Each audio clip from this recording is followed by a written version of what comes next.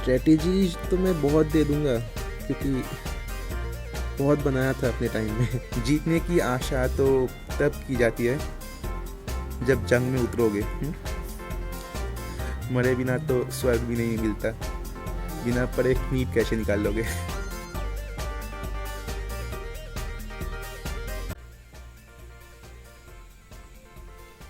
Hello everyone. तो next video आ गया।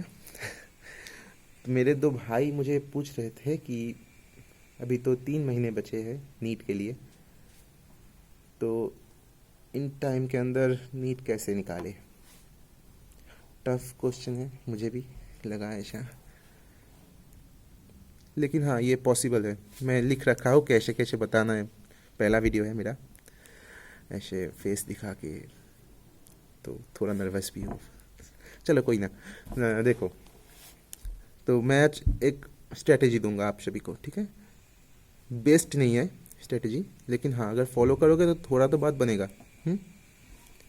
3 महीने में पॉसिबल है, लेकिन मतलब समझ रहे हो ना, ये जो कोर्स है ना, हमारा कोर्स ये 12 महीने का है, और हम पढ़ेंगे कितने में, 3 महीने में। तो जो 12 महीने से पढ़ रहा है उसका तो थोड़ा एडवांटेज है पहले से ही। अब 3 महीने में आपको थोड़ा मेकअप करना पड़ेगा, लेकिन हो सकता है, मतलब इम्पॉसिबल नहीं है, ठीक है। अब देखो, पहली बात तो आपको ये करना पड़ेगा कि जो टफ चैप्टर्स है ना, उन्हें पहले अटेम्प्ट करो, मतलब पहले पढ़ो। देखो आप इतने दिन हो गए, इतने दिनों में तो कुछ तो पढ़ा होगा। ज़ीरो में तो नहीं हो ना, लेवल 0 जो होता है वो तो नहीं हो, 12th तो दिए हो, इसलिए। अब एक मैं स्ट्रेटेजी बताता हूँ, थोड़ा बहुत समझने की कोशिश करो। अब देखो, टफ चैप्टर्स उन्हें पहले करना है, उन्हें पढ़ना है, क्योंकि हम छोड़ नहीं सकते, एनटीए पर भरोसा नहीं कर सकते। अब देखो, पहली बात तो यह है कि टफ को पहले प्रायोरिटी देना है। कॉन्फिडेंस बहुत इंक्रीज हो जाएगा।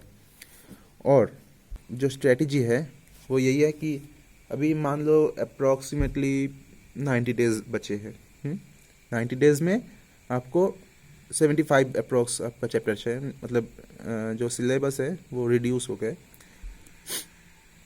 तो 75 के अप्रॉक्स आपके चैप्टर्स है अभी। 75 डेज में आपको सारे के सारे चैप्टर्स के लिए एक एक दिन देना है, ठीक है।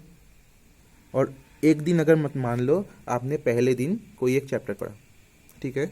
मान लो कि पहले दिन आपने पढ़ा ट्रांसपोर्टिंग प्लांट्स, नेक्स्ट डे आप जब पढ़ोगे, मान लो फिजिक्स के एक चैप्टर ले लो, रे ऑप्टिक्स, ठीक है। रे ऑप्टिक्स पढ़ रहे हो, उसके साथ साथ ट्रांसपोर्टिंग प्लांट्स का क्वेश्चन सॉल्व करना है। इसको लास्ट डे तक, 75th डे तक आपको इसको रिवाइज करते जाना है हर रोज़। इससे क्या होगा, आपका रिवीजन का स्पीड बहुत बढ़ेगा। स्पीड इंक्रीज होगा तो रिवीजन का एफिशिएंसी भी इंक्रीज हो जाता है। एक थोड़ा सा बता दूं मेरे साथ क्या होता था। पहली बार जब पढ़ता था एनसीईआरटी से, तो फर्स्ट रीडिंग में मेरा टाइम जाता था, कभी कभी नॉर्मल चैप्टर होता था तो 4 से 5 घंटे रीडिंग में, ठीक है। समझता कुछ नहीं था पहली बार में। अब सेकेंड थर्ड में जब जाता था, धीरे धीरे टाइम रिड्यूस हो जाता था। कितना रिड्यूस होता था, पहली बार अगर 4 घंटे लगे, दूसरी बार अगर पढ़ेंगे तो 2 घंटे में हो जाता था, और तीसरी बार जब पढ़ेंगे तो मान लो 1 घंटे में हो गया। ऐसे करते करते ना मेरा स्पीड इतना इंक्रीज हो गया था, मैं 1 घंटे में एक एक यूनिट ख़त्म कर देता था। यूनिट पता है ना, वो 4-5 चैप्टर मिलके होते हैं, वो वाला। कभी कभी तो ऐसा भी हुआ कि आधे घंटे में भी एक यूनिट ख़त्म हो गया, जो छोटे छोटे यूनिट होते हैं ना, वो वाला, लाइक बायोटेक्नोलॉजी का जो यूनिट है। ऐसा करना होगा। अब आप पूछेंगे कि भैया टाइम कहाँ से मिलेगा, टाइम तो नहीं है। हाँ टाइम नहीं है, आप लेट स्टार्ट किए तो थोड़ा तो मेहनत करना पड़ेगा। देखो, आपका टाइम मैटर नहीं करता नीट में, कितने टाइम बचे हैं ये मैटर नहीं करता। मैटर क्या करता है पता है, आपका एफर्ट। जो बंदा 3 महीने में इतना एफर्ट लगा देगा जो कि एक बंदा एक साल में नहीं लगा पाता।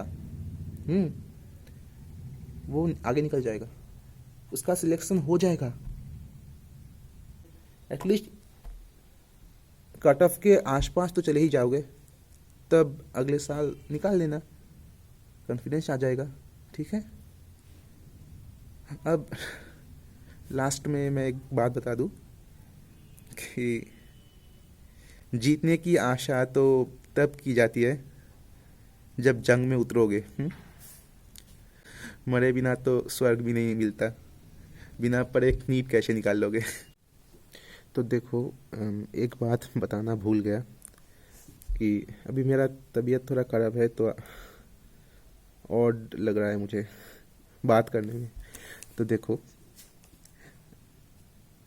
स्ट्रेटेजीज तो मैं बहुत दे दूंगा क्योंकि बहुत बनाया था अपने टाइम में, लेकिन एक स्ट्रेटेजी में ना टिके रहो, मतलब चेंज मत करो बार बार, क्योंकि आपका टाइम वेस्ट होगा, अल्टीमेटली आपका ही लॉस। ठीक है। यही बात बताने के लिए मैंने दोबारा वीडियो स्टार्ट किया। तो चलो, अच्छे से पढ़ो, बाय, फिर मिलेंगे। अच्छे से नीट देना और टेस्ट ज़रूर देना। ठीक है, बाय।